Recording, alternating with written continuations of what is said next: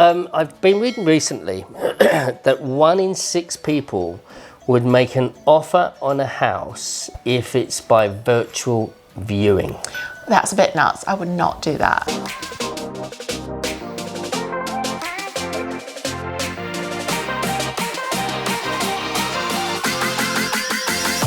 Hello, welcome, it's Trevor Cutmore and Lesley Tao, hello. And we're together. So after lockdown, we're here. We've been doing some business today, haven't we?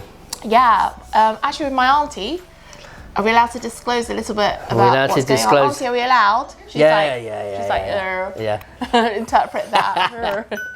Some exciting things coming up. You have to watch this space, and we will reveal nearer the time, but it is a development. Is it a development or a redevelopment? Well, it's a demolishment and then a development, so that's quite exciting, but watch this space because hopefully it will go forward. It's quite a long process to go through with any development, as I'm sure you understand. A lot of steps to go through. And today, in the meeting, how was the food today?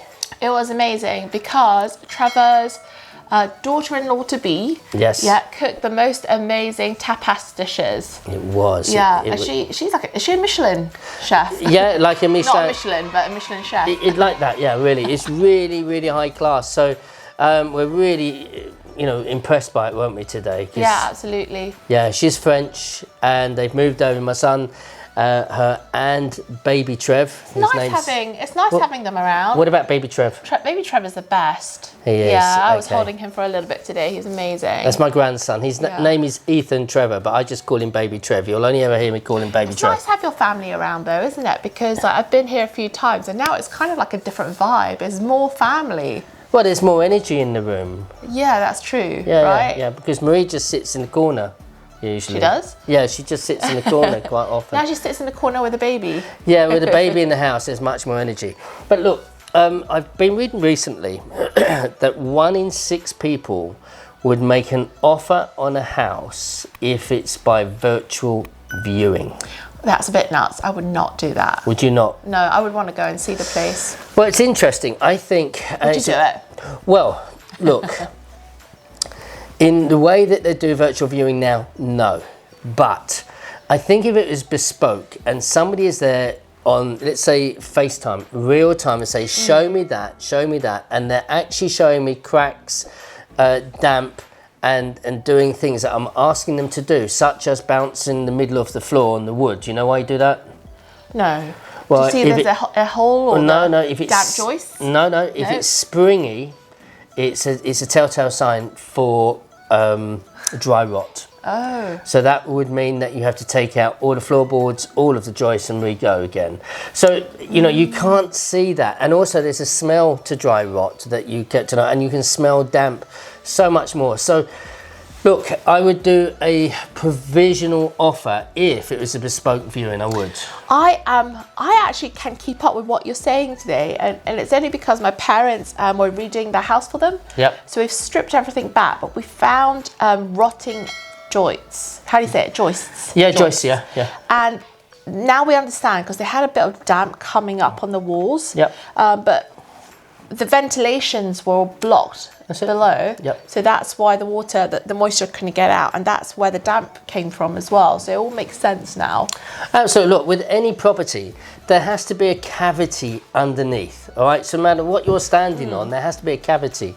And if that gets blocked up and damp gets in, then you can start getting these also damp going on. And with dry rot, spores are formed and it actually starts to grow. It's like a fungus. It's really quite nasty. You can look at it and it's horrible. But it just degrades the wood, and so it just makes it mush. And so imagine if you've got that on a block of flats and it's wood in between the floors everywhere and no other support, then you could actually be coming through, sitting in your bath one day, and then you end up in the downstairs bathroom. Yeah, absolutely. So we were actually...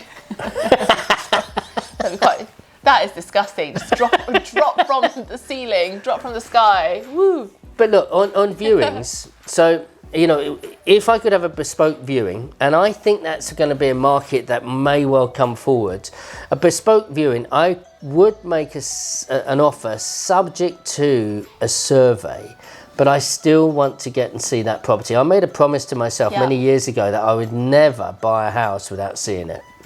I just wouldn't do it as well. Yeah.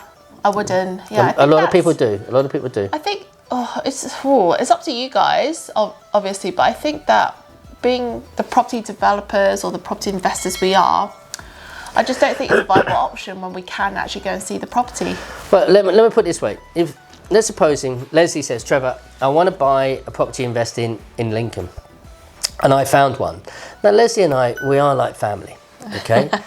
But if I said, Lesley, great property, she may well say, Trevor, go and buy it. But I wouldn't do it. I would say, Lesley, you have to come up and see it. And I would want that. To be honest, you're right. If it was you and you told me to buy something, I would, without even seeing it. Yeah.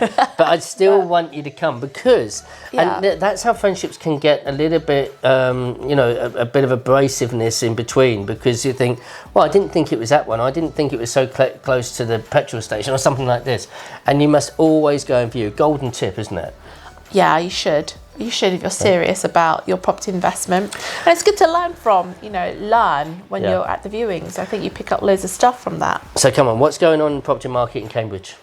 It's still holding out. Is it? It is actually, to be honest, busier than ever. Yeah. The real estate agencies are very busy. I know that because we've been looking at some houses. Yeah. I think since the stamp duty rules got announced, I think there's been a bit of a buying spree. There has. Yeah. I don't think the market prices have dropped, but I think that it's time to go in, and if you want to buy during this time, I think you can go and negotiate. Definitely. Yeah. Negotiation. Definitely. And negotiation on everything. Yeah. What about Lincoln? What's happening here? Look, Lincoln is a different kettle of fish, if you like. The investors want to buy everything from, the 70 to about 120, 130,000. Those have held their own for a bit, but there's so many people trying to get them. So you're not getting the discounts as you were getting.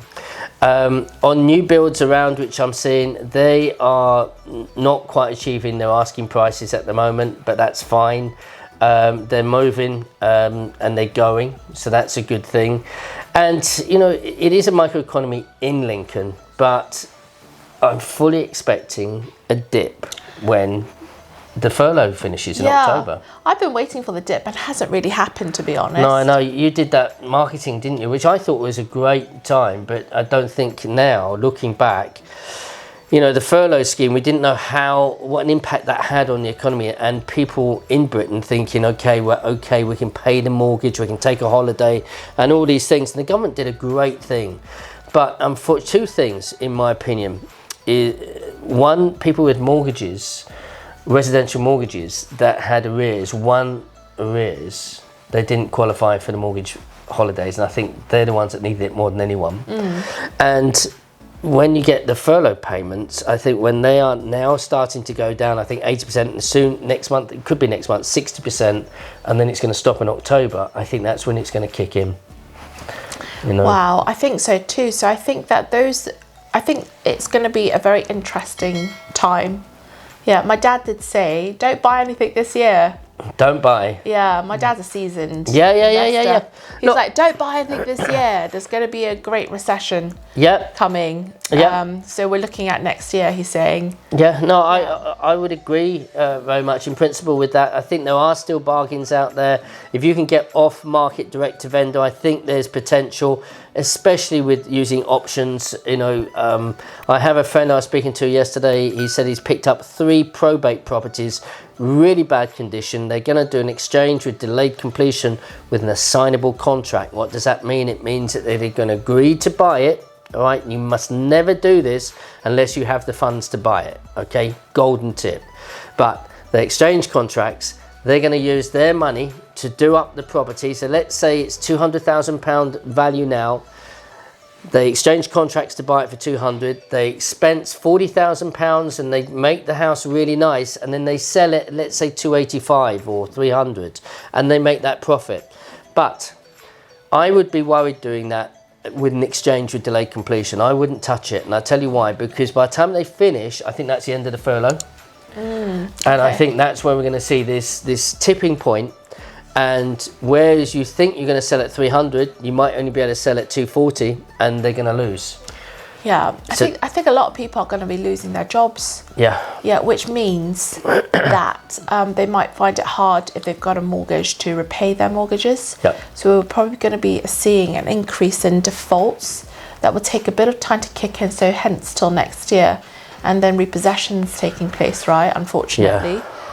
I think it's unavoidable. Like we're to be honest, we're losing some team members as well because we are automating all of our businesses. Yep. Yeah. But if we're doing that, we're a small organization, then, I think other bigger, smarter companies are also going to be following suit. Oh, without a doubt. I mean, let's talk about companies. I think that's really exciting. I really do. That now we've got so many people working from home. All right? Yes. And it's a whole different sort of it is. trend. One of my sons, Clark, in Munich, he works for a worldwide software company. So he works in Munich, and for 4.5 or almost 5 months now, he has been working from home. Now, I can tell you this quarter, he has, this financial quarter, in the first 3.5 weeks, he's done his sales quota in 3.5 weeks for 3 months. So he's one of their top salesmen. And if he's producing that sort of sales when he's sitting at home, I think there's going to be a thinning out of businesses. I really do. I think people are going to say, we only want the top achievers. We're happy for them to work at home. Why are we leasing this huge building? And I think there's going to be an opportunity for permitted development on turning office blocks into residential. I think so too. I think that solicitors who we usually work with, since they, all their staff have been working from home, they're thinking, do we actually need an office? Absolutely. Yeah. I mean, I don't think they really do. No. So I think, work and so many things are going to change. What I'm really sad about, though, and what's your opinion on the high street? I do see the high street really starting to die a bit. Well, there's a bit of a boost now because of all the government incentives, but I think it's going to die out a bit, especially when people start losing their jobs because they won't be spending as much. I think that retail's already suffered a big blow because of COVID-19. Well, Amazon shares have rocketed because online, unless they change the way they do business. Yeah. Right? Yeah. But I think there will be a limited number of businesses, like high street chains, that will survive. Hopefully. I mean, we've got, I think it's House of Fraser, massive sale at the minute, massive sale. And, they nearly went under about a year ago, I think. They were nearly going. Someone came in and kept them going. And now I think they're on so much pressure because of the staff they've got in there. You've only got to go in and you see thousands of staff. Answer me a question. Why is it when I go into House of Fraser, at the front, it's all the makeup, then it's all the ladies' clothes, and the men's clothes are right at the back or on the next floor upstairs in the corner. Why is that? Because the ladies will spend more. So they are more the ideal shopper. Oh, I see. Yeah, when they see something they want, it doesn't matter if they have the money or not. They'll just buy. Right? I'm not letting Marie go out. That's why you can't really find any guy stuff. It's always in the basement or in the back, right? It's true. And if you think about the amount of fashion there's not much for men, but there's loads for ladies, isn't there? I know. We have it better. It's more fun to be a girl. Yeah. You can always dress up like you did the other time. No. For those of you that did see me dress up, that was for a good cause, and I don't think I'll be doing that again. I really don't. We'll see about that. So, Lesley, what's happening with our training? Oh, Trevor, what's happening with our training? What's happening? Well, we're taking it all online, and we've been working really hard. We want to have a good number of quality training for you. So when you watch it online, you're going to get a huge amount of knowledge and information, which is going to enable you to move forward. But when we launch the next courses, there will be other little snippets that we're giving away, which should be Q&A sessions and things like this, which should be private purely for those people who do the courses. So what courses are you going to be running? Oh, mine's a bit more simple. Yours is the one where it's a bit more creative, which is good. So mine's the usual. So we're doing rent to rent, which I love, which is rent to rent, the greatest subleasing strategy ever.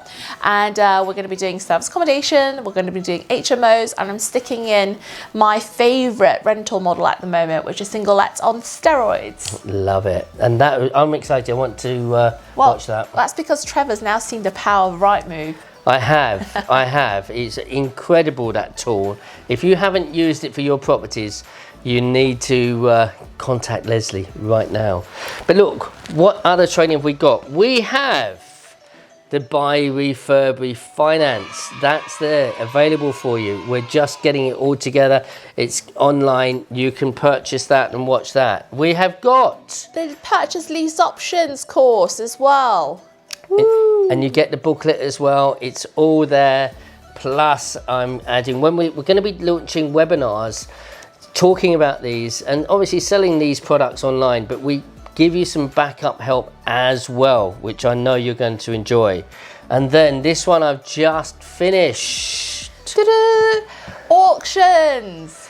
And this is really important. This is where I think a lot of investment is going to go. I really do.